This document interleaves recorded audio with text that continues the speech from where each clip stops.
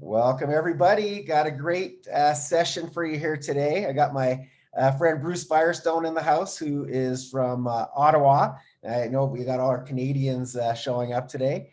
And in addition to doing lots of very creative real estate, one of my favorite things he did was brought the Ottawa Senators Hockey Club to Canada. So amongst many other things, proud also co-owner at one point of the Ottawa Rough Riders. And but it's always good to have you here, because every time that we had you here about a year ago, I think, and that was a year ago. Some of your creative strategies just like blow me away. So I'm always anxious and excited to hear what you've got to bring. So welcome again, Bruce. Well, thank you so much for inviting me, Mike, and the Wolfpack here. I can see Ivana and Michael and Rose and Ginny. Good to see you all. Hopefully you're somewhere warmer. No, they're all Canadian. All my Canadians showed up today. Oh, yeah. Okay, well, maybe not much warmer than, but Michael is, of course. So Michael, I'm going to share my screen with everybody, and I'll just boot up some slides here. And we're going to go through a few slides today. I don't seem to be able to talk very much without slides these days, and so I apologize in advance. And just so the other Canadians on the program today will know, if you look at the latest issue of Bloomberg Business Week magazine, which is a pretty big American publication, on the front page is Toby Luque, the founder of Shopify. He made the front cover. Great picture of them, and there's a 4 or 5 page article in there about Shopify. It's become the largest, most valuable company in Canada, and it's a wonderful article. And it really, Michael, it really puts Ottawa on the map. Nice. I mean, it's, you know, I think I had a little bit of a hand in it when I founded the National Hockey League team for the nation's capital, but Toby's done a fantastic job of also putting Ottawa on the map. Shopify is headquartered in Ottawa. Anyway, what Mike asked me to talk about today is how to fix your financial situation. And in fact, I'm giving a course, which I'll talk about a little bit later, Michael, called Fix It. But the reason I wanted to talk about that today, and you'll see it in a few slides coming up, is that I think the quality of financial advice that's being provided today from much of the financial industry is not very good. And so what I think people can do is they can look at their own personal financial situation and probably fix it through real estate. That's certainly the only thing that's worked for me and my family. So the course that I'm going to give, actually starting a week today, is called How to Earn $10,000 a Month or More from Your Own High-Performing Real Estate Portfolio Without Breaking a Sweat. And that starts on the 15th of January. So this is a little bit more about me. Michael did a bit of an introduction, but here's my, I guess, 140-character CV. Bruce is an entrepreneur, real estate broker and developer, coach, urban guru, keynote speaker, Sens founder, author, blogger, peerless husband and dad. And Mike, you'll never guess who wrote that. Your wife? No, it wasn't my wife. It was me. Peerless husband and dad. I don't know if she would share that exactly with me. Anyway, I've done, I kind of walk the talk. So I do a fair amount of real estate investment and business coaching. I like doing it. I enjoy it. It seems to be a bit of a calling for me. But I've also, you know, walked the talk. I've developed over 1,200 homes, dozens of office buildings and shopping plazas, built lots of industrial buildings, travel apartments, residential and industrial subdivisions. I think I've done 12 or 13. I've been a newspaper publisher. I'm the founder of the Ottawa Senators and the Canadian Tire Center, which you can see on the screen there. I've been a university professor. I served my sentence 14 years teaching architecture at Carleton University's Israeli School of Architecture and Urbanism. I'm only addicted to 2 things, Mike. One is writing, and the other is my wife. And she, if she were on the call, she would say, I'm more addicted to one than the other, but I'm not sure I agree with that. So I've written over 84 books. And since I started the coaching practice, Mike, 9 years ago, I put 2,500 people through the practice. So I really enjoy it. You'll see a little bit of information on the screen in front of you. If anybody who's watching this live or anybody who wants to watch it or watching it later when it's recorded, if you want to talk to me, get in touch with me, the best way to do it is probably by email, Bruce M. Firestone. You got to put the M in there, Bruce at brucemfirestone.com. I'm on that pretty much all the time. And my tagline, personal tagline, is making impossible possible. Oops. All right. So why did I get into coaching? I got into coaching after I left the University of Ottawa. I was also teaching there at the Telfer School of Management. And my dad, before he passed away, told me that people should never retire just to sit at home and watch TV or play golf. I'm terrible at golf, so I definitely wouldn't be doing that. And watching TV all day, it would get pretty boring. And he said, you should change what you do, perhaps, but not just to watch TV and sit at home. So I thought, what am I going to do next? And I got into this coaching thing in part because I thought the financial industry was not providing good answers, either for me personally and my family, or for other people. So elder poverty was increasing. That's the fastest growing part of our impoverished nation, our older people. There's elder abuse. It's very, very significant. Wealth is not necessarily being passed on to the next generation. So if you're expecting a big, inheritance from your parents or your grandparents, it might not happen. So you have to provide for yourself. And as I said a couple of times now, I didn't like the financial alternatives that were being offered by the industry. I don't have to tell the people on the call or the people who will watch this recorded, if you're relying on your Canada pension plan, the average is $690. It's hard to live on $690 a month. In the United States, they do a little bit better. It's over $1,200, but still not a whole lot of money.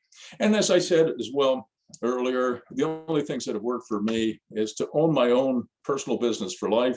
You see PB4L, that's just my initials for personal business for life, a business that you own yourself and control and really probably don't have any partners in it. And some real estate. Those are the only things that have ever worked for me. I love this ad. I clipped it out, I guess, a couple of years ago now from Ally Bank, where they were offering a whole 0.99% interest on their high interest savings account. And so if you guys are thinking about retiring with $80,000 a year in retirement income, how much do you have to save if you put your money in their quote unquote high interest savings account? Well, it's over $8 million. And maybe people on the call like Mike, who's so smart and brilliant and all the rest of it, can save $8 million in their career, but I would be hard pressed to save $80,000 in a career. And that's because I'm a good investor, but a terrible saver. So I don't think that's a very practical alternative for most people. And then because of my hockey and professional sports background, I put this slide in here just to remind everybody that bad things can happen to good people and bad things can happen to people who are earning significantly more than the average. This is a hockey player by the name of Evander Kane. He played for the Sharks. His earnings over his career, at least so far, are almost $53 million US, which is a hell of a lot of earnings, I think you'd agree. And in 2021, he went bankrupt. So, it's not how much you earn, it's how you invest your earnings and also controlling costs. When I was teaching at the Sprott School quite a while ago now, that's Carleton University Sprott School of Business, I remember Eric Sprott, who the school is named after, came and gave a speech, a commencement speech. It was the worst commencement speech I had ever heard. It was horrible. Sorry, Eric, it wasn't very good. We had 350 young people about to graduate and go into the world, and Eric spent about 95% of his speech telling them, invest in gold. Think about that, invest in gold. 350 young people, they're 22, 23 years of age, and quite impressionable, we all were. And here you have a man of substance saying, invest in gold. Now, it so happens that he runs a fund that sells gold, right? And so I went back on this was, 10 years ago now, when he gave the speech on December 11th, 2011, gold was trading for $1,709 per troy ounce. And then 3 years later, it was trading for $1,200. So Mike, the question I would ask people is, how long does it take to double your money when you're looking at kind of growth rates like that? Obviously, the answer is never. And then I looked at, people say, well, that's only a 3 or 4 year period. So I looked at the 10-year performance of the Sprott Gold and Precious Minerals Fund. And the 10-year performance was -1%. And again, it takes forever and then some to double your money at -1% per year. You're just not going to do it. So I thought his advice was terrible. And frankly, I would have walked out, except I was sitting there with the president of the university, and she had invited me and a number of others to be at that particular speech. And I thought a walkout by me was not probably a good idea if I wanted to continue teaching. So I stayed, but I wasn't really happy with what I was hearing. And I put this slide in here. This is just some random pictures of members of my family. I have 5 kids and a bunch of grandkids. And I put this in here because this is my motivation. It's my motivation for investing in real estate. It's my motivation for living in so many ways. And it's also my motivation for what I do now as a coach. It's like I said, it's a calling. So my motivation comes from my family. So I'll just show you some of the things that I've done. All right. I said I walk the talk, and I didn't think, Mike, it would be too relevant to your audience to talk about building an arena. I mean, not that many people will in your Wolfpack will be building arena. So I decided to show some of the things that are a little simpler to do. And yet there might be a few little tricks to it that could add a lot of value. So this is one of the properties that we bought. Mike, did you want to say something? No, I'm listening intently because and I was going to say, we probably do want to hear how you built that arena, because I think that was a pretty cool, that was actually a requirement to get the NHL club, right? Oh yeah, for sure. We had to have a new arena. There's no question about that. But anyway, I'm going to show you this particular property. This is kind of I don't know what you'd call a split level, maybe, in Ottawa, close to downtown, within I think 15 minutes of the downtown core. Quite a decent walk score, so it's quite walkable. It's close to downtown, as I said. It's close to major employment as well, which is important. And it's 1268 Henry Farm Drive. And when I bought it, my wife and I, we paid $405,000 for this particular property. And my youngest son, Matthew, you see a picture of him here, said, "Dad, you paid too much. I could have got it for you for $20,000 less." And I think if I paid $385,000, he might have said, "Hey, Dad, you paid too much." So there's no winning with this particular young fellow. He's smarter than his dad for sure. But anyway, he might have been right. I agree. So maybe I spent and paid $20,000 more than I should, but there was a reason why maybe I wanted to do that. And that's because Matt's twin sister, Miriam, you can see her on the screen here, she needed a place to live. She had broken up with her boyfriend. She was a little down after that, I would say, and she needed to be close to mom and dad. And so I bought this place, and my wife Dawn and I moved out of our beautiful townhouse overlooking the Ottawa River and moved into this place. And the reason we did that is there was, if you can see this path here, this is another picture of 1268 Henry Farm Drive. If you can see this path, Mike, can you see my cursor moving up and down here? Yes, I see your cursor moving up and down. I don't see the path. Oh, I see a greenhouse. Well, anyway, so you see the greenhouse, and there is a pathway here, and it leads to a side yard apartment. And we bought this place and maybe paid $20,000 more than we should have in order to have Miriam live with us in a side yard apartment. And that's so she could live with us, but not necessarily right on top of us. And we could, keep an eye on her, because I think at that point in her life, she needed that.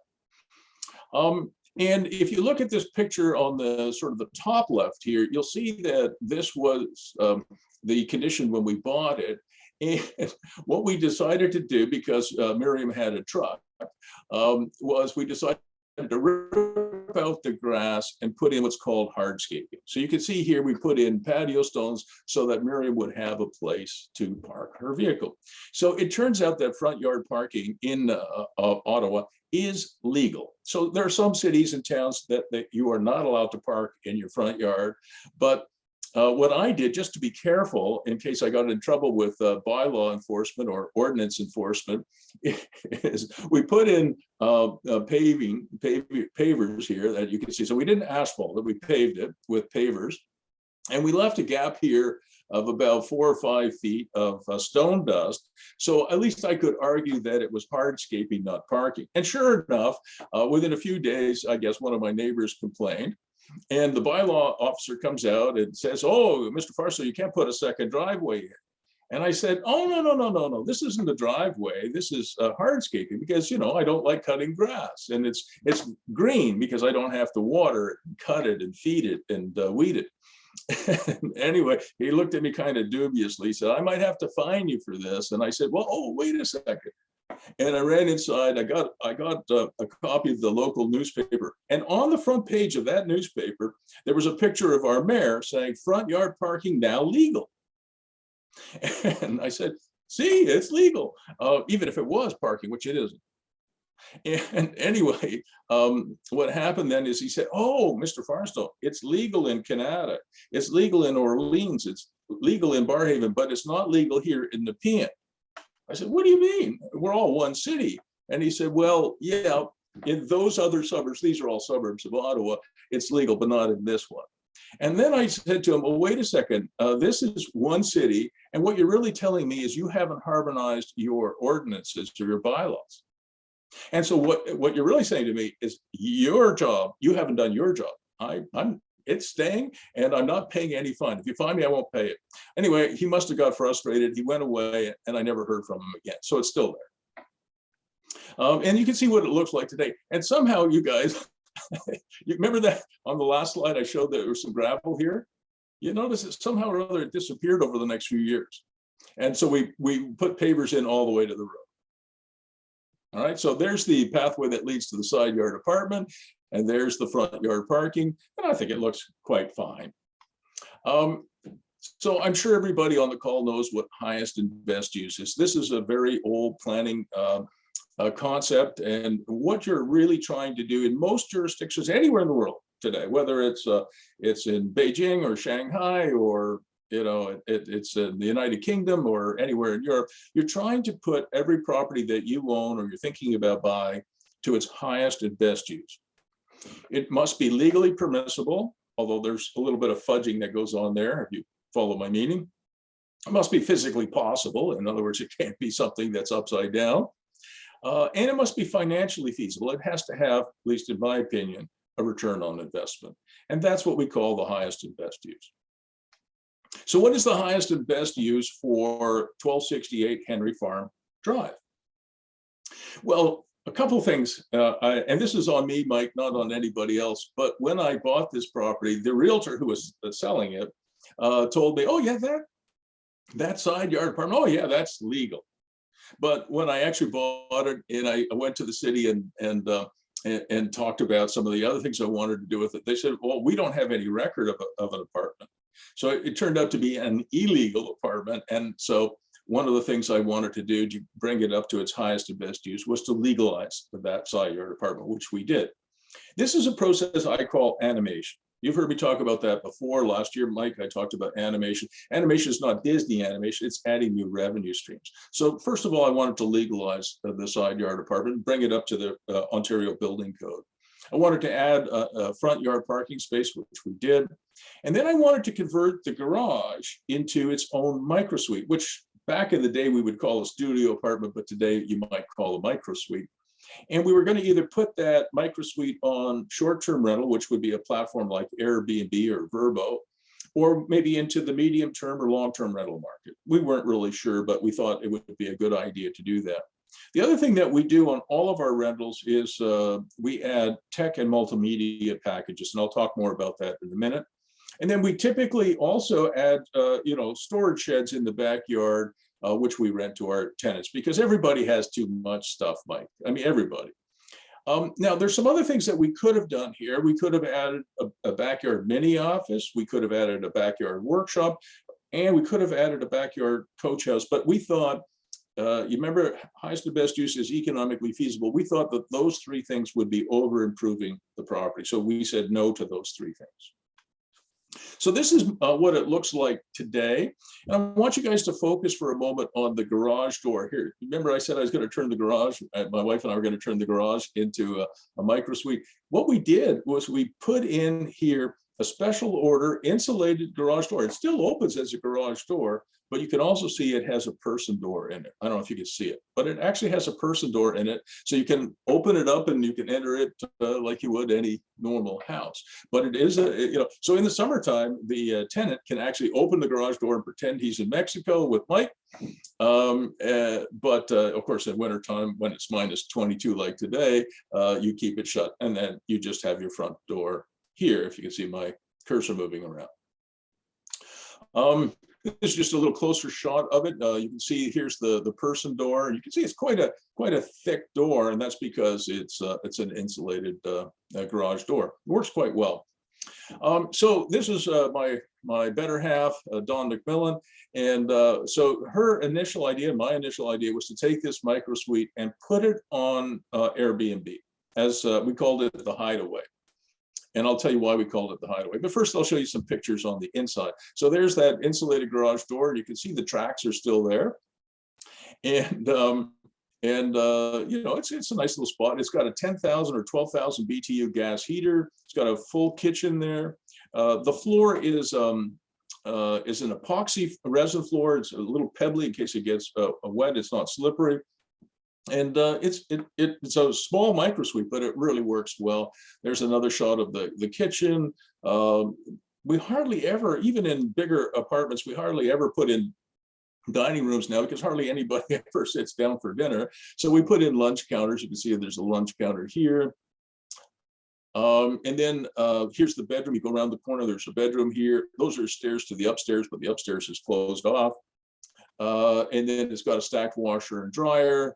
And it's got a nice bathroom in it. So it's got a bathroom, it's got a bedroom, it's got living room, kitchen, whatever. It all seems to work. And so the reason we call it the Hideaway is it's very close to a major hospital. And a lot of our early stage clients and customers for the Airbnb were mothers who were pregnant, who had to stay for anywhere from 3 weeks to 2 months to be close to the hospital because they were high risk pregnancies. So that was just, it just happened that was the demand. And so we had lots of ladies coming in, and it was really a useful thing to have done.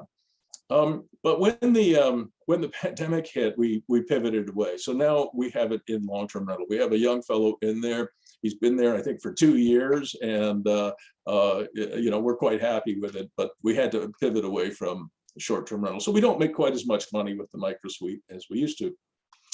This is an analysis I did, I guess, a few years ago now.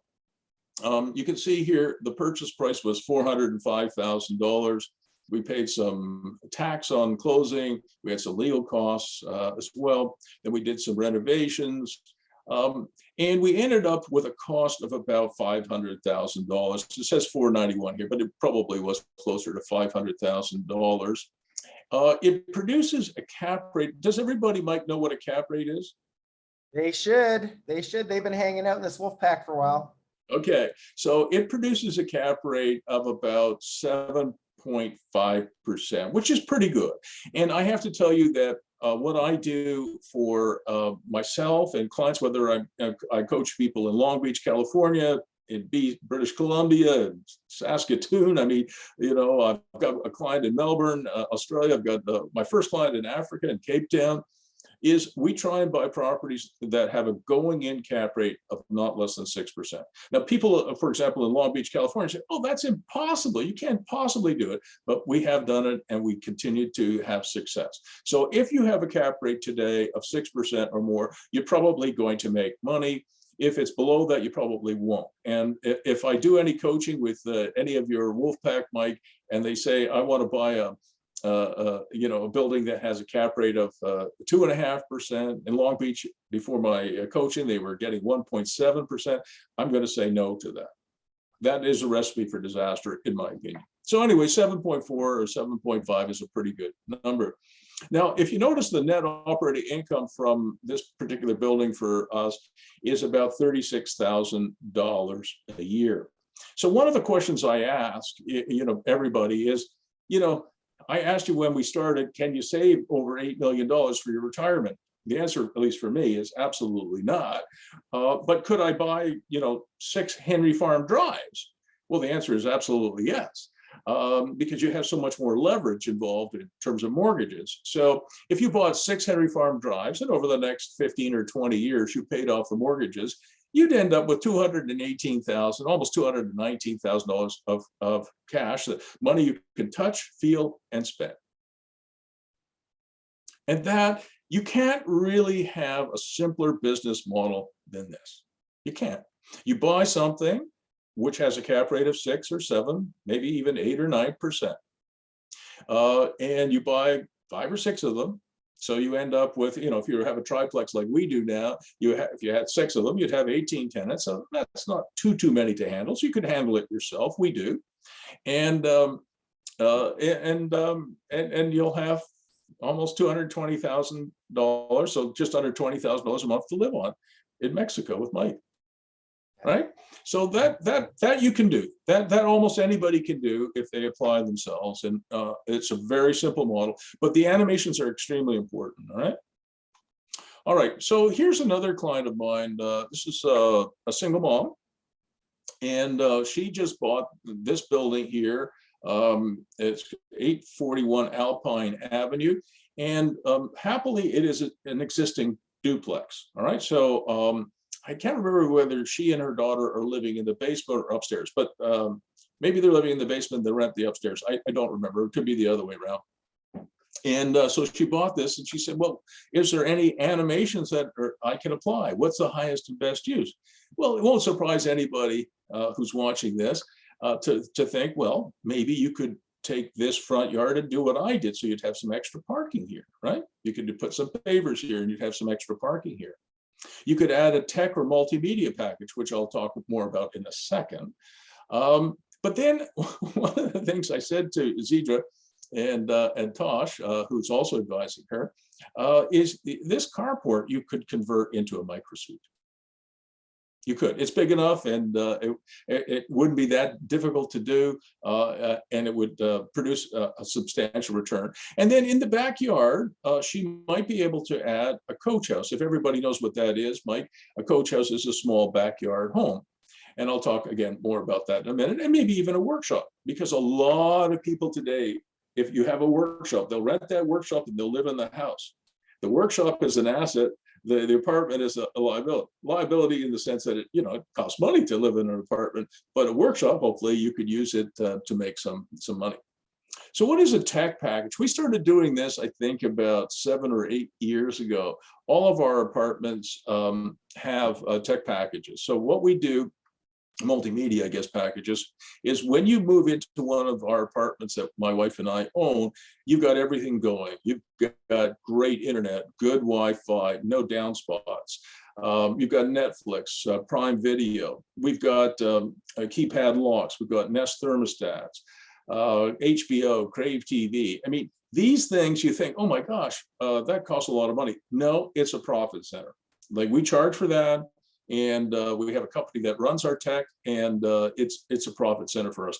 And when we did it, when we initially started doing it 7 or 8 years ago, there might have been a little bit of a pushback, but pretty soon people realized, oh my gosh, I'm paying Bruce and Don about the same amount of money I would pay to, AT&T, Verizon, Bell, TELUS, whatever.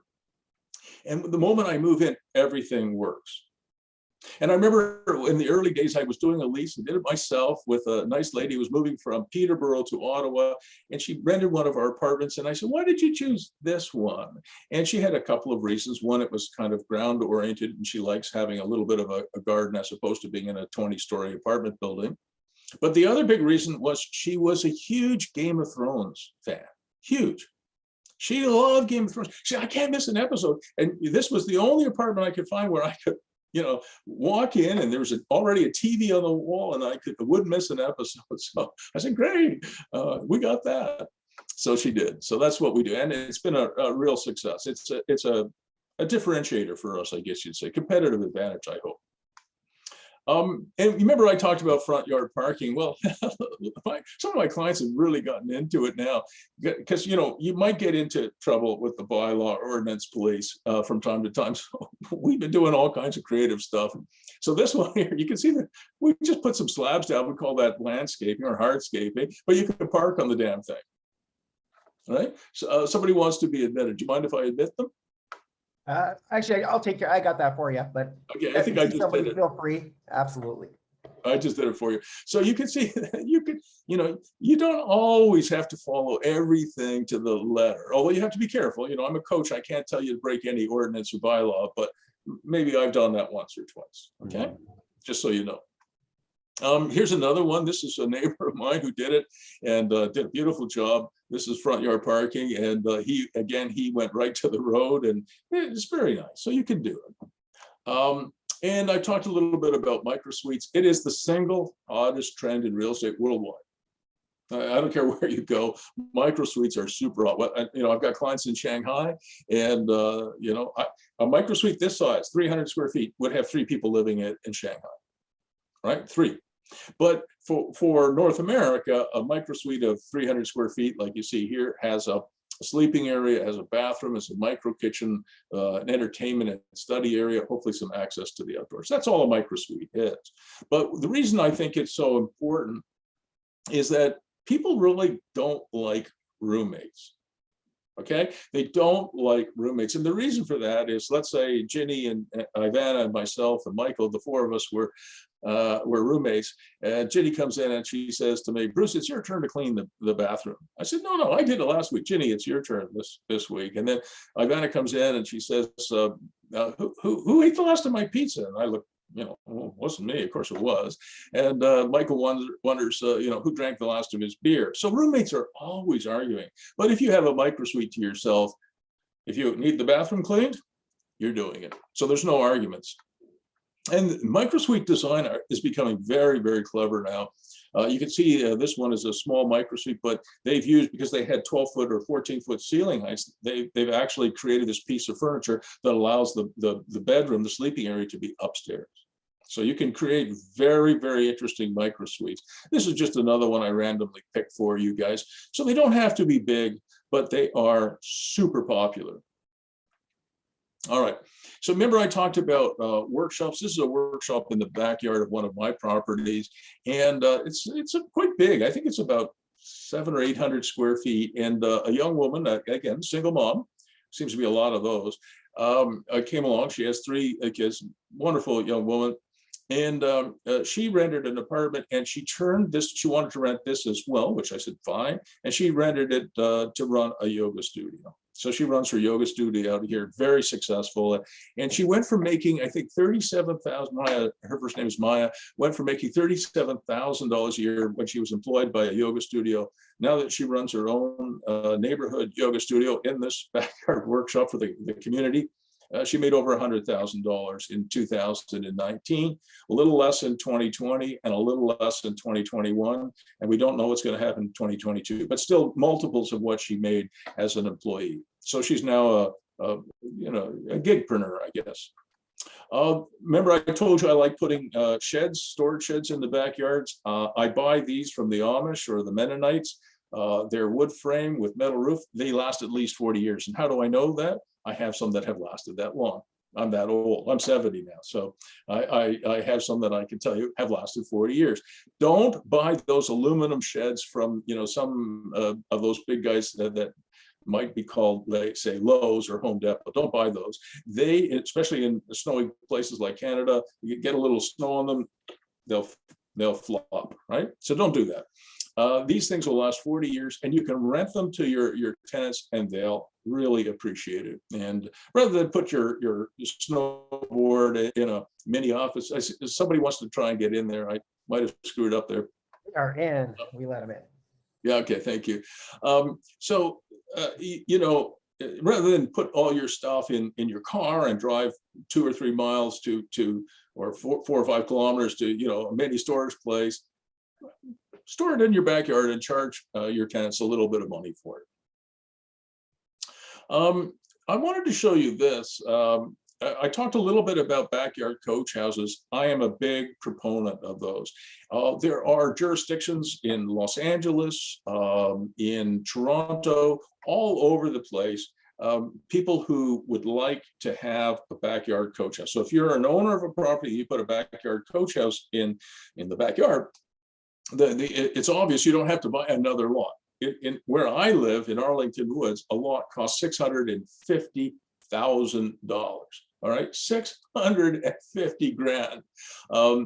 And so the good news about putting a coach house in your backyard is you don't have to buy a $650,000 lot. You can start with just build it. So the reason I put this in here is I lived in a coach house at 1011 and a half Seabright Avenue in Santa Cruz, California, when I was 19 or 20.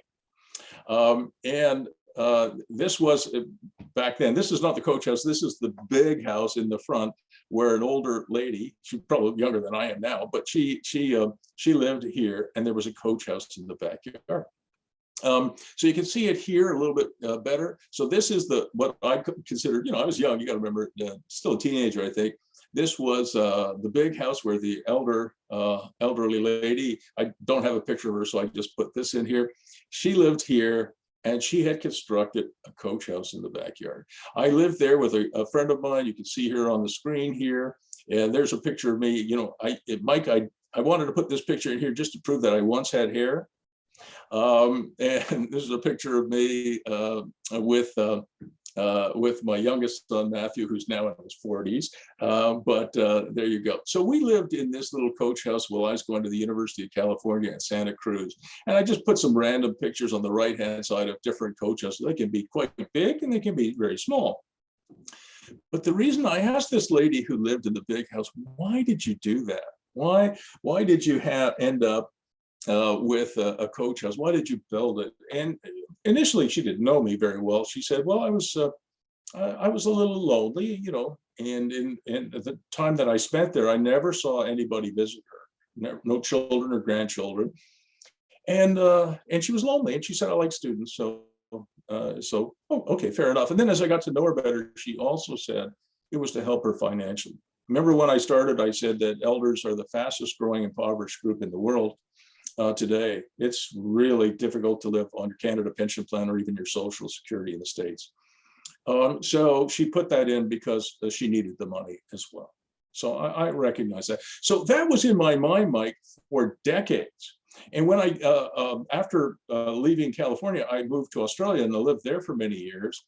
But when I came back to Ottawa, now with a growing family, I remembered my experience, which was a wonderful experience, living in the backyard coach house with the elderly lady in front, our landlady, and it was a great experience for me. So I lobbied, just to tell you how persistent I am, I lobbied for 20 years for the city of Ottawa to introduce a coach house bylaw, to legalize it.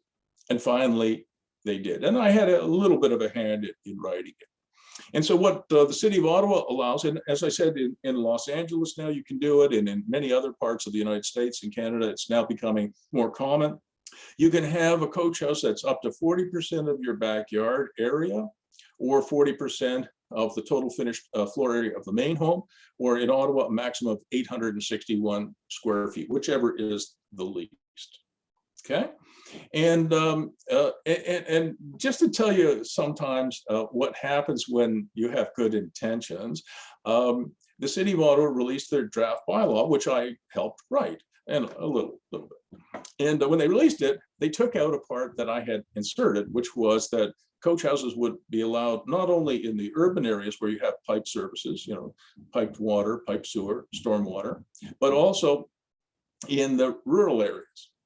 So they took that out, and they said, yeah, you can have a coach house if you're in the urban area, but not if you're in the rural area. I said, oh my gosh, that's not going to work. So I contacted the Ontario Federation of Agriculture, and I told them what was going on. And if you think about it logically, who really needs the extra money from the coach house more? Two rich civil servants. He makes $185,000 a year working for the civil service, she makes $185,000 a year. And so you might get an extra $30,000 or $40,000 from your backyard coach house, but they have a family income of over $360,000. Or a farmer who raises 9 kids on $35,000 a year.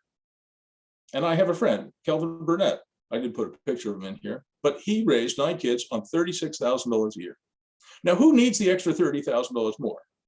If you say the rich dude, I'm disappointed in you. All right. It's definitely the farmer. So I said, this is not going to work.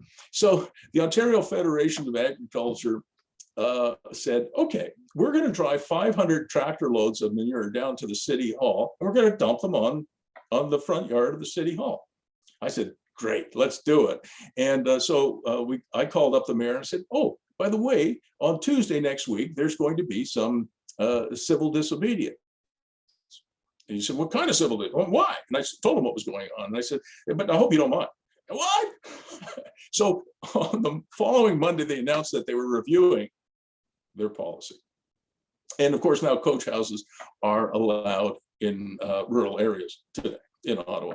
Now, mind you, they did put a minimum size. So you have to have a lot size of 2 acres, 0.8 of a hectare or more before you can put a coach house in the rural area. So if you're thinking about buying any rural property, whether it's in wherever you may be or wherever I am, make sure it meets the minimum size. So a typical rural lot might be 2 or 3 acres anyway. But if you have a 1 acre rural lot, you would not be allowed to have a coach house, at least not in this jurisdiction, right? So you have to check these things out before you buy. But I'm a great believer in civil disobedience, peaceful civil disobedience, right? And one of the things I do, and Mike, you've seen me do it before, every time I get a chance to speak like this, whether it's to a handful of people or the largest audience I've done so far is 12,000, is task the younger people on this call. Don't put up with all of this nonsense. You know, it's not like we're trying to change the 10 commandments. You know, the 10 commandments, one of them is thou shalt not murder, right? I'm not suggesting that we take out the word not. Okay, I'm not saying that, but bylaws and ordinances were written by human beings, and they can be changed, and they should be challenged when they don't make any sense. So I'm challenging you to take the fight to the next generation. I want to show you another project that I'm working on today. This is a little tiny 542 square foot bunkie, 1-bedroom bunkie I want to build next to, this is a property I own. I call this the barn dominium. So in the barn dominium, I have, I think, 10 or 11 workshops. So these are little tiny workshops. And this is a barn I built, probably 25 years ago. And initially it was just a playpen for my children. You know, I had 5 little kids, and we had a big screen TV in there. We'd watch the Blue Jays play. And, we'd camp there. We'd have parties there. It was really fun. But, kids grow up. Breaking news. And so it was sitting empty. And I thought, oh my gosh, I should do something with it. So I went back in there and I renovated it. I put in 10, maybe it's 11 now, workshops. And they're tiny workshops. They're 200 square feet to, I think the biggest is 1,000, right? So they're it's about 4,000 square feet. It's a beautiful building. It's an Amish style barn. And they all rented like that, a timber framer, a welder, a cigar box guitar maker. If you don't know what a cigar box guitar is, look it up. I didn't. I've got a seamstress in there. I mean, I've got a group that does dog obedience. I mean, there's just an unlimited number of gigpreneurs. But the thing that interested me most about this, other than the fact that I have a bunch of entrepreneurs in there, was that I kept getting asked, hey, this is great. I've got a workshop. Do you have a house or an apartment for me to rent? I said, no, I don't, but I should. So I built a couple of bunkies near this property and leased them out so people would, live in their bunkie and they'd have a little workshop here. And I wanted to put one more, this one a little bigger, on this property. So this is the design we came up with. It's a sweet little building. We're going to put it right here. You can see the arrow going here. And on this one, I got into trouble with the city. I applied for a building permit, did, the well and the septic and all the design and building permit. This is a bunkie, 542 square feet, 1 bedroom on helical piles. So it's on piles. So I went to the city and I said, okay, here's my permit. Can I have here's my application. Can I have my building permit? They came back and they asked me to file a site plan application. If you guys maybe haven't done a lot of development work, a site plan is is a huge undertaking. You got to do a traffic study. You've got to do all kinds hydrogeological studies. You've got to do an archaeological study. Don't ask me why. And a bunch of others. $121,000 of studies and a 2-year process. And I got to be careful because, Mike, I do have a bit of a temper. Somebody else would like to come in. No, he's in. So I do have a bit of a temper, so I gotta calm myself down. I'm gonna take a bit of water before I finish the story.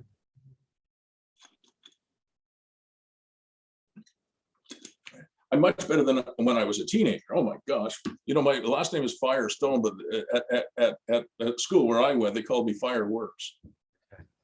Yeah, you can understand why. So anyway, I said to the planners and the traffic engineers and the hydrogeological folks and everybody else on this pre-consultation call, there must have been 12 or 14 of these guys on the call. I said, well, here's what's going to happen. I'm calm now. Here's what's going to happen. I'm not doing any of these studies and I'm going to build it anyway. They sucked in their breath and they said, oh, Mr. Firestone will issue a stop work order. We'll do this. We'll do this. I said, you'll do none of that. I'm going to do none of these studies and I'm going to build this sucker. And I'm going to tell you how. But before I do that, I said, you guys have a delegated authority. So it's very important if you're going to do any kind of thing that's a little bit outside the usual, that you have a good understanding of highest and best use, zoning, official plans, master plans, ordinances. You have to know this stuff. Unfortunately, you cannot rely on your architect, your engineers, your planners, nobody. You have to know this stuff yourself. You can learn it from somebody like me, or you can just learn it because you've made all the mistakes that I've made. So I said, you're asking, for example, for a stormwater management report. I said, I don't think you have grasped the concept and the scale. This is a 542 square foot bunkie, about 19 feet wide by 28 feet deep. One story, as you can see. It makes up 0.0003 of this site. I'll repeat that, 0.0003 of this site. It's on piles.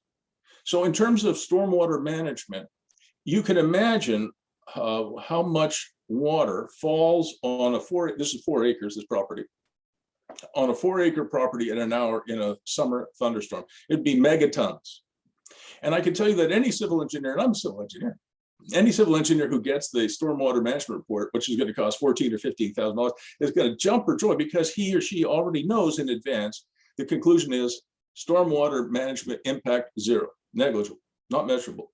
So you have a delegated authority that allows you to use your, to use your judgment. And you have refused to do that here. You've imposed all this. So what I'm going to do is in your bylaws, which they didn't even know, but I did, there is something called an appeal to the general manager of the planning department. I said, I'm going to appeal for an exemption on this property, and I'm going to get it, I hope. And so that's what I'm in the process of doing. That was just before Christmas. All right. So what I am going to propose to the city of Ottawa, in fact, I met with the general manager on Zoom, and I'm going to do it formally probably later this month if I get the time, is there should be a process where you can get an exemption from unreasonable rules, such as, and studies, such as this case, where you can show that there is a community benefit. And I think having affordable housing is a community benefit. Like a 542 square foot bunkie is going to be a heck of a lot less expensive to rent than a 8,000 square foot McMansion. So I think we should have a process whereby people like us can apply, whether it's, like I said, whether it's LA or it's Portland or it's Toronto or Vancouver or Ottawa, where we can apply for exemptions and be granted them if it makes sense, if there's a community benefit. That's what I'm going to propose, and I'm going to ask for an exemption on this particular project. I am super pissed off, I am. And when I get pissed off, as long as I'm here, I'm going to fight this.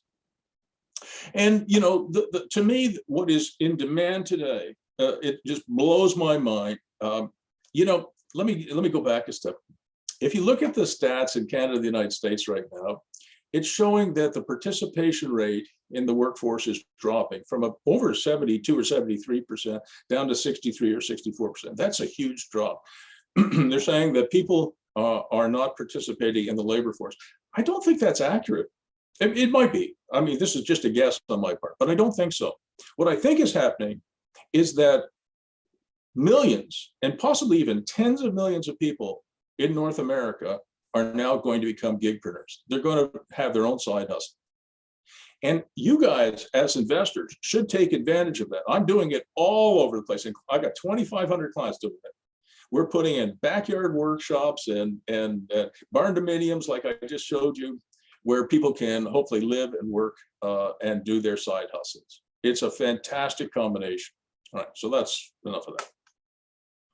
And one of the things I get asked all the time is, well, is there a precedent for this? This is setting a precedent. Now, I get that all the time because, you know, the bureaucrats hate setting precedent.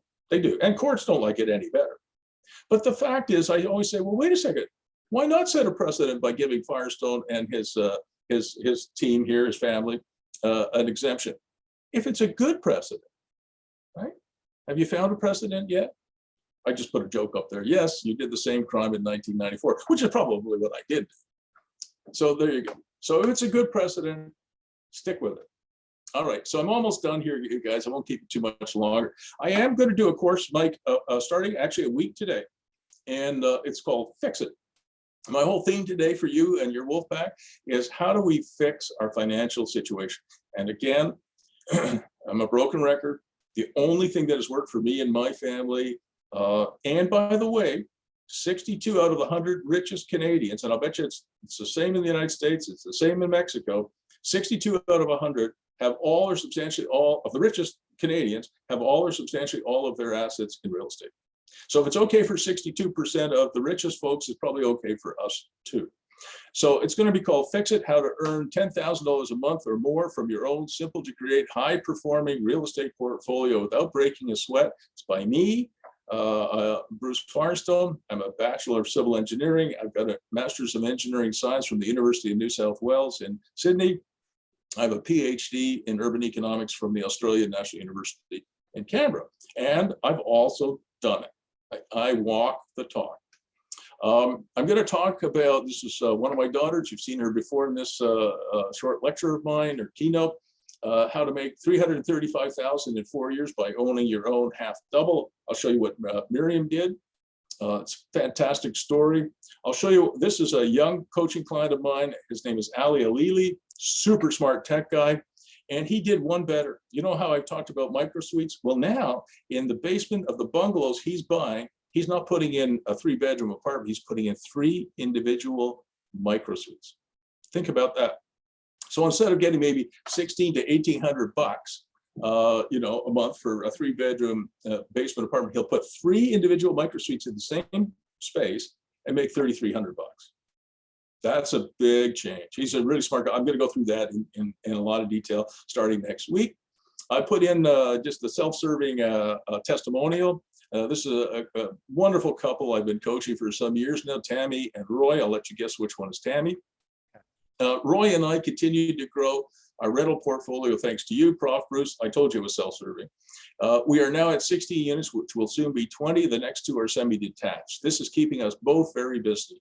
Conventional mortgages continue to be our main challenge because I'm going to talk about financing in a lot of detail, but we are happily working for ourselves thanks to Coach Prof. Bruce. That was a nice thing that Tammy wrote me, so I put it in. I'm going to talk about how to buy low even in super hot markets. I'm going to talk about a building that I bought.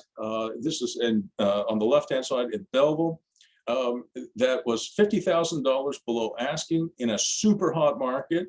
And I'll tell you how I did it and why it was possible to do it and how to animate something like this. It's a really good story. I'm going to talk about how to get close to 100% loan-to-value financing. I'm going to talk about all kinds of other things, and it's only 3 weeks. So it starts a week today, so that's January 15th, Saturday at noon Eastern time. And it will just be 3 Saturdays in a row. It's a couple of hours. So it's 2 hours next Saturday, and then the following 2 Saturdays. And if you want to sign up, you go to burningrocksolutions.com/fixit. burningrocksolutions.com/fixit. And it's the cost of the course, I call it an investment. The investment is typically $297, but because Mike twisted my arm, you should see the bruises. There's a code here. So if you don't mind writing it down, Fixit 7302. So all lowercase, Fixit 7302, which reduces the cost of the course to $97. Now you all have $97, including tax. So I paid the tax. I do it because I love it, Mike, and so I want as many people as I can get to come and study with me for 3 weeks. And if you can't remember anything about this lecture, it's burningrocksolutions.com/fixit. And Burning Rock Solutions is the name of my website, or one of my websites.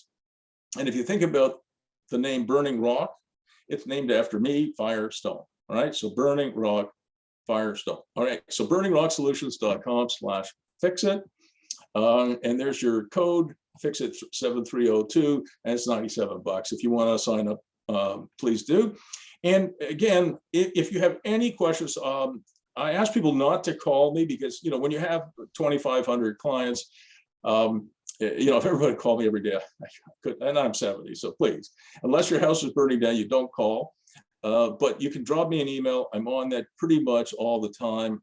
It's bruce@brucemfirestone.com. So if you drop me an email, if you have any questions, you forget everything and you'll say, oh, what was the coupon code, Bruce?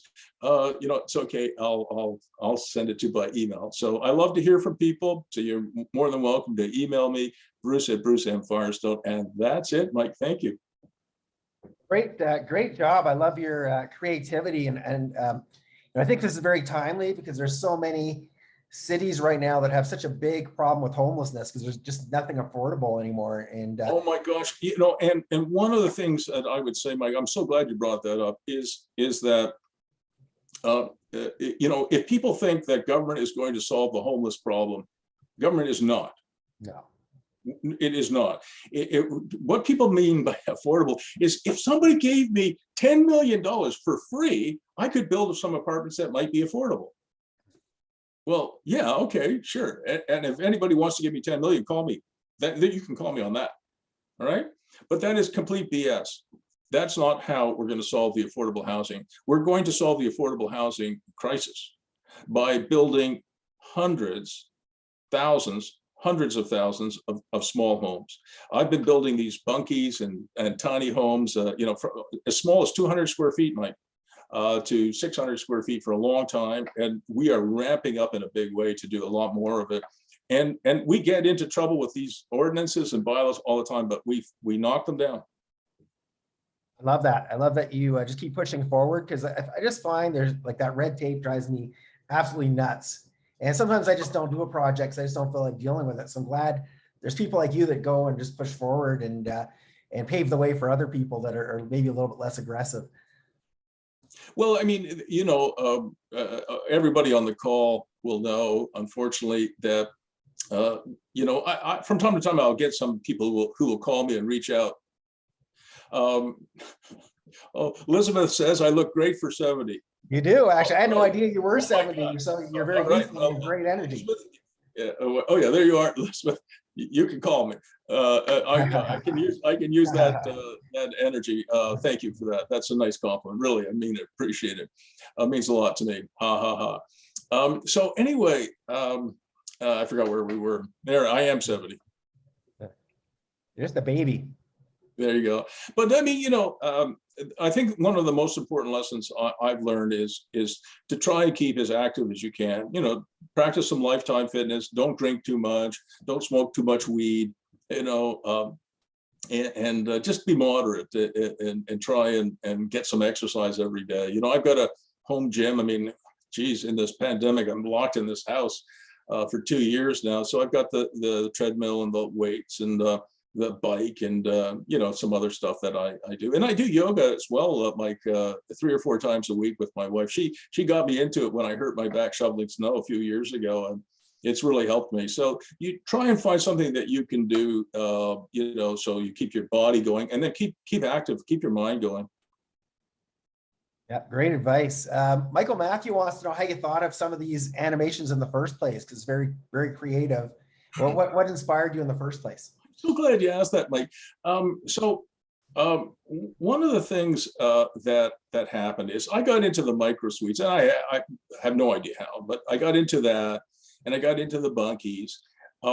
But you know, when you coach as many people as I have, you learn almost as much from them as they do from you. And I just gave you an example of that a moment ago. You know, I've been all over this micro suite thing, and then Ali, who I coached, comes back to me 6 months after his coaching had completed. He graduated, and he says, "Hey, guess what I'm going to do?" And I said, "What?" And he said, "I'm going to put 3 micro suites in a basement." I said, "Oh, that's a really good idea." So I'm not ashamed to admit, Mike, I steal ideas from the people I coach as much as they do for me. Nothing wrong with that. Absolutely. That's a really cool idea. How often do you run into something where you just can't come to agreement with the bylaw people? More often than you would like to hear. All right. So I cannot coach anybody to do something that's against the bylaw or the local ordinance, and I don't. But I have done that from time to time. For example, when you add an in-home apartment back in the day, the city of Ottawa said you could add an in-home apartment or a coach house, but not both. Okay. And I told them that was a mistake. Remember, I told you I had a little bit of a hand in writing drafting that bylaw. And in addition to not allowing coach houses, at least initially in the rural area, they were going to make it an either or. So let's say, Michael, you owned, Michael Matthew, you owned, a nice bungalow, and you wanted to put a basement apartment in and a backyard coach house. Makes perfect sense. You'd have to choose one or the other. And what I told the city that was going to happen, and which in fact it did, is that people like us would build a coach house, apply for a building permit, get the building permit, get the occupancy permit. Oh, there's our beautiful. And then they would put in an illegal basement apartment, because you can hide the basement apartment, right? You can go down there and you put the wall up and you put the bathroom in, and you shouldn't, but people do. Thousands of people did that. And I can't coach people to do that, but I understand why they did it. So they were basically, it's an act of civil disobedience, and subject to significant fines if you're caught. But at the same time, Michael, what we did, the two Michaels, what we did was we lobbied the provincial government, the government of Ontario. And in 2019, they passed Bill 108. And Bill 108 said, to hell with all these cities and towns with all their stupid restrictions. Now, all across Ontario, it's legal to have both. So we were able to take the illegal apartments out of the gray market or the black market and make them legal. So we have to push our politicians. They won't do it on their own. Yeah, I like your persistence, and I know bringing the Ottawa, making the Ottawa Senators thing happen. You have to really go to bat. Would you mind just really? I want to be respectful of your time, but would you mind just really quickly going over the story of how that all came to be? And I know there was a real estate play involved with that too, because you were forced to do a lot of development in order to get the team here, right? Well, for this, I got to take off my jacket if that's okay. We'll let you do that. All right, thank you. So this was the early 90s. So a long time ago now, 30 years.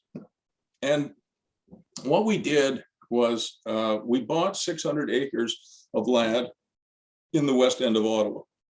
That's about a square mile or something like that. That's a big piece of property. It was on the major highway. And the thought was this, that we would buy, we would bid and hopefully get an NHL expansion franchise, which turned out to be the Ottawa Senators, and build an arena in the middle of a 600-acre land assembly. And we needed about 100 acres for the building and the parking lot. So think about this. You have a big piece of land. You need 100 acres for the arena and its development.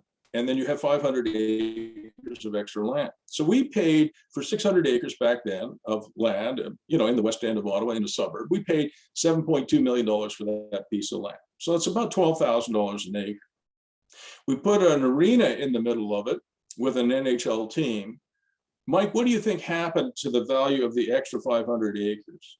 Well, that certainly doesn't hurt, you would think. Well, it went up. It's now trading at about 1.1 million an acre. Okay, so it started at 12,000 an acre. It's now trading. The last trade in 2020 was about 870,000 an acre, and then 2021 it was about 950. And Ottawa real estate's gone really ridiculously expensive. It's now at about 1.05 or 1.1 million an acre. So if you think about it, the extra 500 acres, if it all traded at $1 million an acre, would be worth, I don't know, is that, yeah, it's $500 million, right? So you got to remember, we paid $7.5 million for 7.2 million, and it's probably worth today on the margin about $500 million. All right, so you know, one of the things that you'll find, all of you guys will find, even at a much smaller scale, is that, you know, I go into small towns in Canada, the United States, and I do something I call Main Street makeovers. I'll buy old buildings on these main streets which have been horribly badly treated. I buy them for almost nothing. For example, I bought a 12,000 square foot, 3-story, beautiful 150-year-old building that had been horribly mistreated in the city of Belleville on their main street downtown. I bought it for $280,500. It was a foreclosure or power of sale. That works out to about $24, $25 a square foot. You can't build a doghouse for that. It's got, you know, 3 commercial, you know, commercial spaces on the ground floor, 4 apartments here and 6 there. So we'll end up, I think, with 12 apartments in the renovated structure and 3 or 4 commercial spaces. But we bought it for $24 a square foot. You know, just to build like a garage, unheated, uninsulated garage today is $110 a square foot. And if you guys think you could build a house for less than $300 to $350 a square foot today in the United States or Canada, certainly in the northern parts of the States and certainly most of Canada, you cannot. Costs have really gone up. So there you go. But even in you know, what is considered a super hot market, and Belleville was a hot market, as is Ottawa, as is Toronto, as is Vancouver, Portland, Seattle, LA. There are tremendous opportunities. You just have to know what to look for. Great. What's next for you? You've got all these amazing, amazing history of doing really creative projects. Is there something new that you're going to add to, or you're just going to keep doing the stuff? I'm really glad again that you asked that question, because I have a passion project that I'm working on. Yeah, let's hear. Yes, you ready? Because, you know, I mean, I am an old professor and I can talk for 3 hours. So just warning you. Hey, I've got nowhere to be. No, but all kidding aside, no, I do have something that I'm very passionate about. I write something called learning outcome novels. And you can't look up that genre because I made it up. And what is a learning outcome novel? I just completed a draft of my 5th one. And a learning outcome novel is something that tries to teach something. It is a teaching document, but also tries to tell a story, right? So I'm working on, and I just finished over Christmas, a draft of something called Twilight Zoned. Twilight Zoned. You guys probably know, maybe you're too young to know, there was a television program back in the day called Twilight Zone. And so this learning outcome novel is called Twilight Zoned.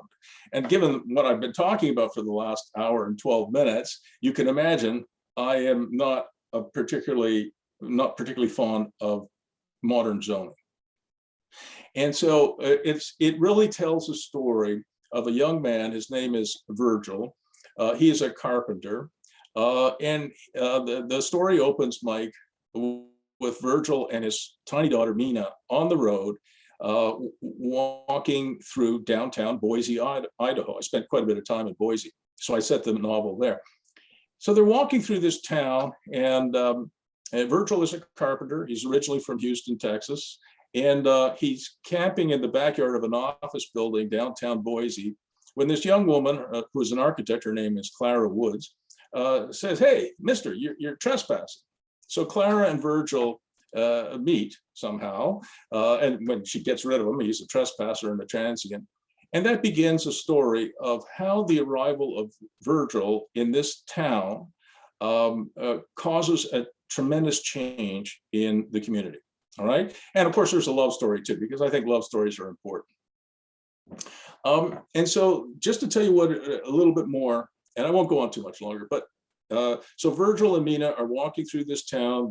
They're basically hitchhiking, and they're not actually going to stop in Boise. They're going to stop in a town 30 miles east of Boise, Idaho. And the town 30 miles east is called East Dubois. I made that name up. It's east of that. I call it East Dubois. And it looks like Detroit on a bad day in the 80s. Now, if you know what Detroit looked like in the 80s and 90s, it was really terrible. And so Virgil's arrival in East Dubois will be the sort of the pebble that causes all kinds of changes in the community. And I'm going to show in this novel, and now, as I said, I've finished the first draft of it. I'm going to show in this novel what you need to do, not only to make yourself wealthy through real estate, but how you can bring up the entire community. Because if you think about it, if you bring up an entire community, which is devastated, this place has feral dogs running around it, street lights that don't work, garbage doesn't get picked up. There's no such thing as a 911, in this town. This is a devastated town. That was Detroit in the 80s and 90s. It went bankrupt. They had no street lights, no such thing as it was devastated. When I was driving through Detroit in the 90s, you could look at a 30-story building. The skin had been taken off the building. There were people camped out on the 29th floor of a building with open fires, roasting a dog because they were starving. It was horrible. So I said, how would you take a community as devastated as that? And there is an overlay of I don't really know how to put this in a polite way, but there's an overlay of the fact that Boise is a rich town and East Dubois is not. East Dubois has a very much a Hispanic population, Black population, a Native Indian population, and some whites. And so I show how that can change. So at times it's a little bit preachy, but it is a great story, I think. Wow, very cool. I'm going to have to check that out once it's complete.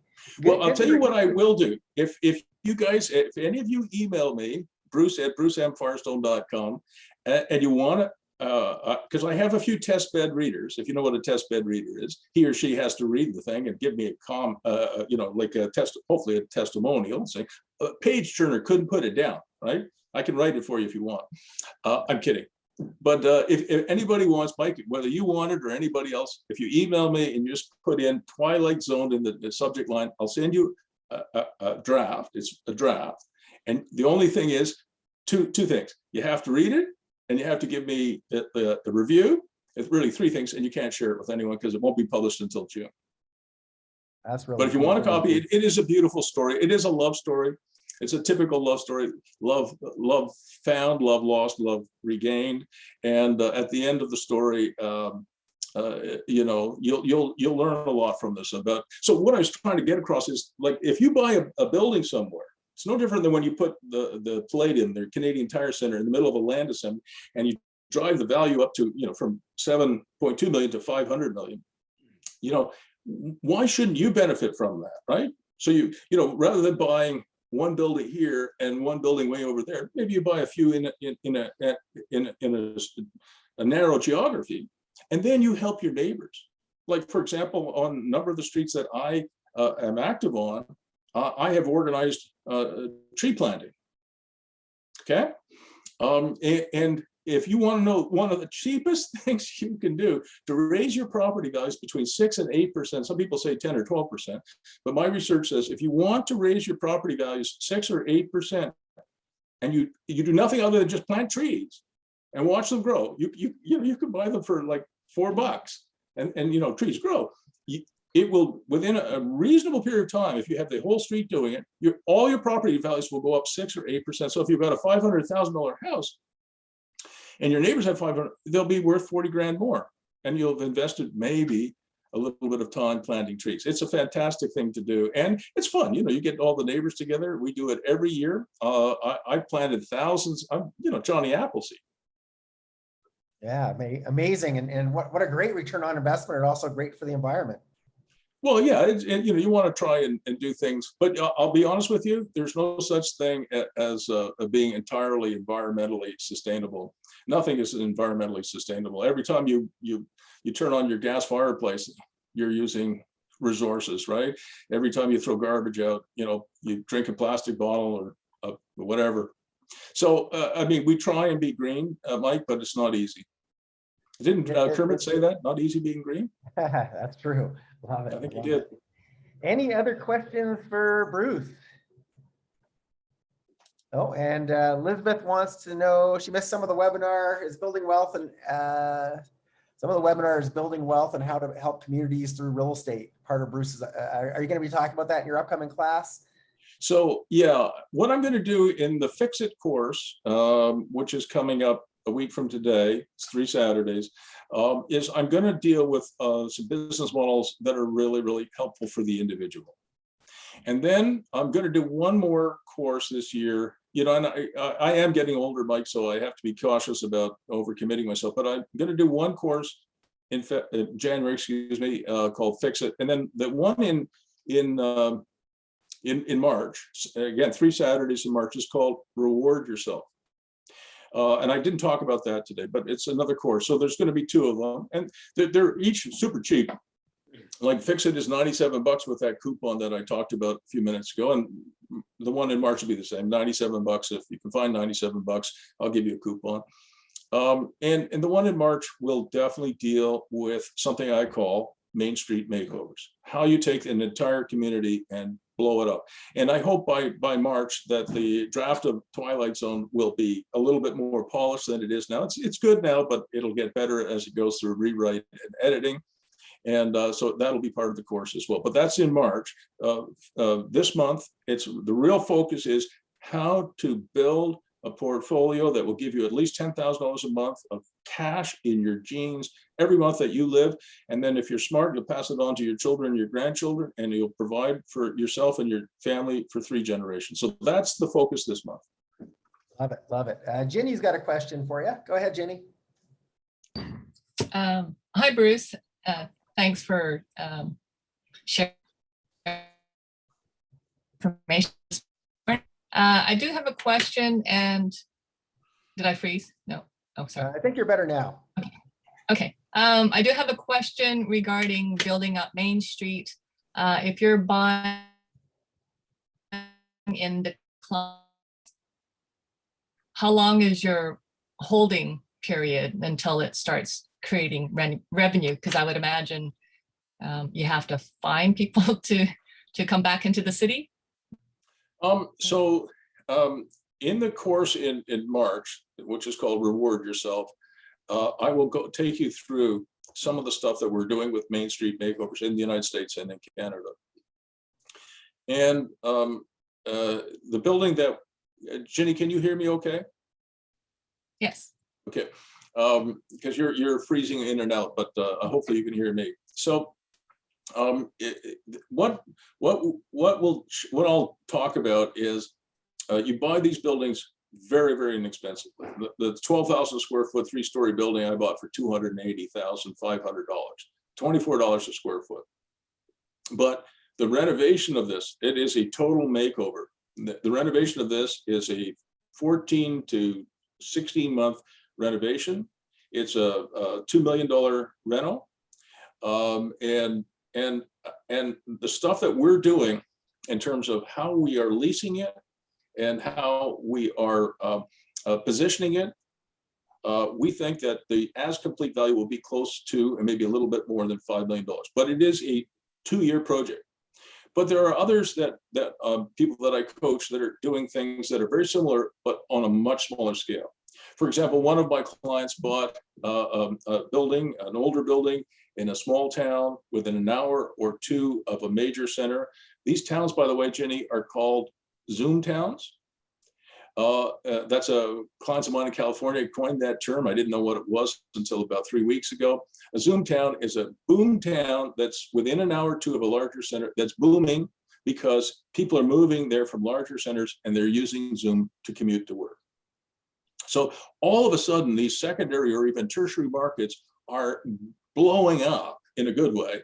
And so one of my clients, he's a young guy, he's 29. He bought one of these older buildings. It had one or two commercial spaces here, and it had 2 or 3 apartments. He added another apartment. He cleaned up the ground floor. He put a laundromat in there. He bought that building for $132,000. He renovated it for $180,000 or $200,000. He got it reappraised for $600,000 or $650,000. Maybe it was a little bit more than that, but in that range. And put a new mortgage in place, took out all his money plus another $150,000 of tax-free money, did that in under a year. So there are projects that you can do that are Main Street makeovers that are very significant in terms of time and money, and there's others that are much quicker to do. Great. And I'll deal with those in March.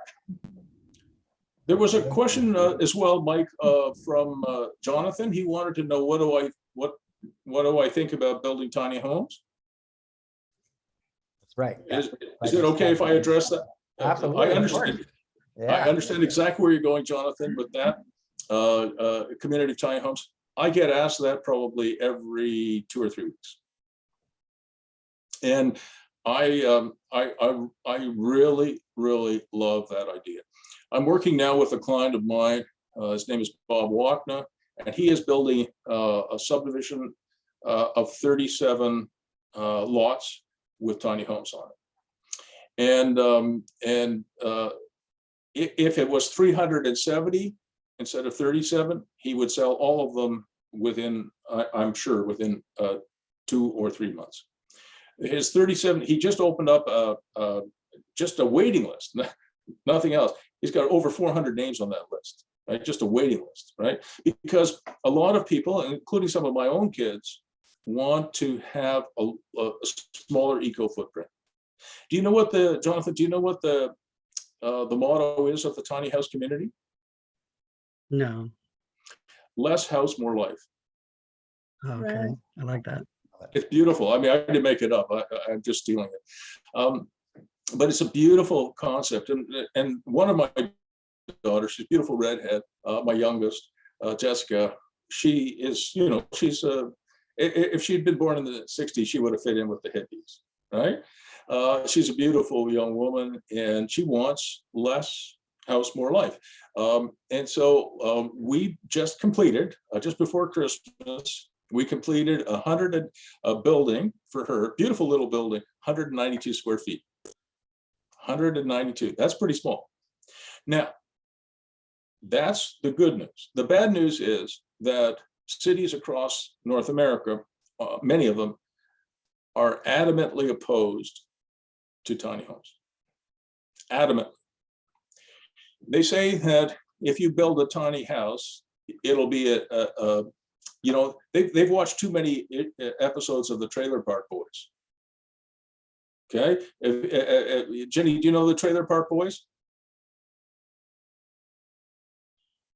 Atala? I know about them. I never watched it. Watch the show. Watch the show. Okay, Jerry. So when you go down, Jonathan, when you go down to your city and you say, I'm going to build a subdivision for tiny homes, they're going to want to reach across the desk and strangle you. Okay. So what we are doing now, what Bob is doing, and I've got, by the way, I've got another group in the States that are doing it as well. They don't call them tiny homes. You got to get that out of your vocabulary. That's what they are, but you got to take that out of your vocabulary. We call them small living. Small living. So what we did in the States, and what Bob will do as well, he's calling it small living. All right. So the 37 years, and the boys in the States, it's going to be much bigger. It wouldn't surprise me if it's in the many hundreds. Okay. They're just at the first stages of it, but they're calling their business actually small living company. And so the real reason that cities and towns are opposed to it actually has nothing to do with property values. It doesn't. The fact is, in most jurisdictions in North America, tiny homes on wheels are plated as homemade RVs. And anything on wheels cannot be assessed for property taxes. So what the mayor and her council or his council are really concerned about has nothing to do with your property value or my property value or Bill or Mary's. It has everything to do with their tax base. So one of the things I've got Bob doing, and also Brad and Aaron doing in the States, is that the small living company and the tiny homes, small living homes, what they are going to have is they're going to have permanent foundations. So if you put them on wheels, you will definitely never get them friggin' approved. But the one that I built for Jessica, the 192 square foot, was really a tiny home. It has a footing and foundation. And so fair enough, it can be taxed. I mean, we're going to pay our share of property taxes and we'll keep our city running. We need to have good water and good sewer and hopefully good schools and all the rest of that. I'm okay with that. But what I think cities should do is they should stop putting up barriers to affordable housing, and they should get behind this. And so when they opposed, I don't know if you were here, Jonathan, when I was talking about on the other bunkie I'm trying to put next to the barndominium, $121,000 in studies. I said, no, I'm not doing that. So the cities have to get out of their own way, if that makes sense. So you have to know what you're doing. And again, unfortunately, the architects out there and the planners out there and the engineers, all of those people can't help you. You have to know the politics of it. And jargon matters, words matter. And when you talk about, oh, small living, everybody's, oh, great. You talk about tiny houses, it's like a red flag. Does it make any sense? And if you want to reach out to me, you've got my email address. I've said it enough on this call. You can reach out to me. I have a lot of experience in coaching this. Anything else? Any other questions? They were really good questions, guys. I've really enjoyed this. An hour and a half, Mike, we've done it. I know. And it's always great having you here because you're such a big inspiration. I love how you think so big and you're so tenacious and you just get stuff. But I also think small, you know, I small. think you should be able to do everything from, you know, the smallest of the small projects. I tell you something, I got just as much a kick. I probably wouldn't want to publish this somewhere, but I got almost as much joy out of creating that 192 square foot tiny home for my daughter Jessica as I did from building the Palladium, the Canadian Tire Center. Right? One's a 20,000 seat arena, one's 192. You know, it's the creation of something that's valuable to your community and to your family and hopefully to yourself too. Anyway, Mike, I think that's enough. I want to thank everybody who saw it live and anybody who's watching it later on. Mike, thank you again for having me. Hey, Bruce, it's always good to see you. Thanks. Excuse me, I'm losing my voice. Thanks for being here and hope to have you back. Excuse me. Hope to have you back again soon and good luck with your trainings there. All right, well, I can use it. See you, everybody, and have a great rest of your weekend, guys. Thanks again, Bruce. Bye-bye. Have a good weekend, everybody. See y'all soon. Bye. Take care. Bye. Bye, everybody. Bye.